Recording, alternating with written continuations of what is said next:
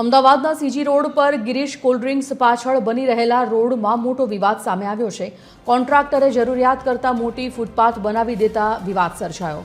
Footpath મોટી બનાવતા road સાંકડો થયો હોવાનું સામે આવ્યું। આ અંગે અધિકારીઓ પાસે ખુલાસો માંગવામાં આવ્યો છે। હાલ રોડની કામગીરી બંધ કરાવવામાં આવી છે અને સ્ટેન્ડિંગ કમિટી ચેરમેન તેમજ ડેપ્યુટી મેયર ઘટના સ્થળેની મુલાકાત લીધી છે। ગિરીશ કોલ્ડ્રિંકથી મીઠાખરીને જોડતો જે રોડ છે ત્યાં આગળ ડેવલપિંગ કામ ચાલુ હતું અને ટ્રાફિકની મોટી સમસ્યા હતી।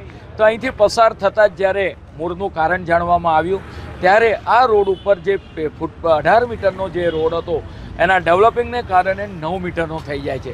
હાલ સિટીની અંદર તમામ રોડો 9 મીટરના હોય તો એને 12 કરવા, 12 હોય તો 15 કરવા, એને પહોળા કરવાની કામગીરી ચાલી રહી છે। જ્યારે આ રોડે ટૂંકો કરવામાં આવ્યો, પરિણામે ભવિષ્યમાં આપણે વાત કરીએ કે ટ્રાફિકની મોટી સમસ્યા સર્જાય એ ન થાય એટલા માટે હાલ કામ રોકવામાં આવ્યું છે। બપોર પછી ડીવાયએમસી કમિશનરશ્રી વિઝિટ કરી જવાબદાર લોકો સામે પણ એક્શન લેશે। આ મુદ્દા પર સંવાદદાતા મોનિકા રાજપૂત લાઈવ જોડાઈ ગયા છે। મોનિકા, એક તરફ ટ્રાફિકની સમસ્યા નિવારવા માટેની વાતો થઈ રહી છે, નિયમો બનાવવામાં આવી રહ્યા છે, બીજી બાજુ કોન્ટ્રાક્ટરે જે ફૂટપાથ જરૂરિયાત કરતાં મોટું, નિયમ કરતાં મોટું બનાવી દીધું છે તેના કારણે પણ સમસ્યા ઉદ્ભવી છે। શું આ મુદ્દા પર કોઈ ફોલોઅપ લેવાય છે, કોઈ નિયમ લાગુ પડે છે? અને જો આ બની ગયું છે તો પછી તેના પાછળના કોઈ કારણો, તેની વિરુદ્ધ કોઈ કાર્યવાહી થઈ છે ખરી?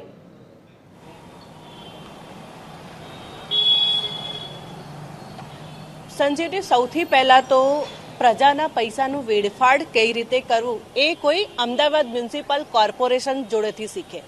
કારણ કે જ્યારે રોડ કમિટીમાં કોઈ પણ રોડ બનાવવાનું નક્કી થતું હોય, એનું ટેન્ડર મંજૂર થતું હોય, તો એના પછી શા માટે અધિકારીઓ ફોલોઅપ નથી લેતા કે શા માટે જે ભાજપના કોર્પોરેટર હોય કે તે લોકો જે ચેરમેન હોય રોડ કમિટીના એ ફોલોઅપ નથી લેતા। જ્યારે રોડ બની જાય, ત્યારે ફૂટપાથ બની જાય, ત્યારબાદ તેઓ લોકો મુલાકાત લેતા હોય છે અને ત્યારબાદ એક્શન લેતા હોય છે।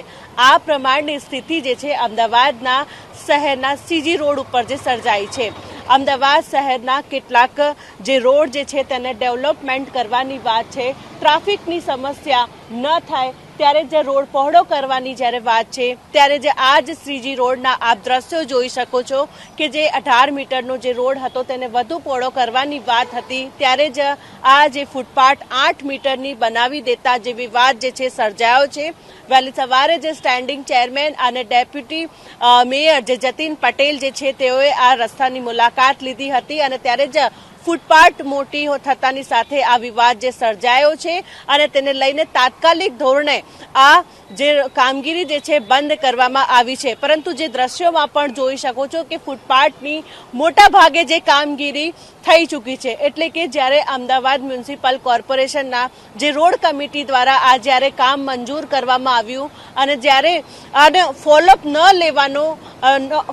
નથી લેવાયું તેના કારણે જ આ જે સ્થિતિ જે છે સર્જાઈ છે। આપણે આ જવાબદાર માત્ર કોન્ટ્રાક્ટરને જ નહીં, આપણે ભાજપના નેતાઓ જે છે તેઓને પણ જવાબદાર સમજીશું। કારણ કે ચેરમેન દ્વારા આ જ્યારે મંજૂર કરવામાં આવ્યું એનું ફોલોઅપ નથી લેવામાં આવ્યું અને તેના કારણે જ આ જે પરિસ્થિતિ સર્જાઈ છે અને આજે જે પિકઅપ અવર્સ હોય છે તે દરમિયાન કેટલીક ટ્રાફિકની સમસ્યા આ વિસ્તારમાં સર્જાતી હોય છે, જેને લઈને હવે જે આ કામગીરી અત્યારે તો અટકાવવામાં આવી છે, પરંતુ હવે જે મ્યુનિસિપલ કમિશનર છે તેના દ્વારા શું નિર્ણય લેવામાં આવ્યો છે તે જોવાનું રહેશે। સંજીવજી, જાણકારી બદલ ધન્યવાદ મોનિકા।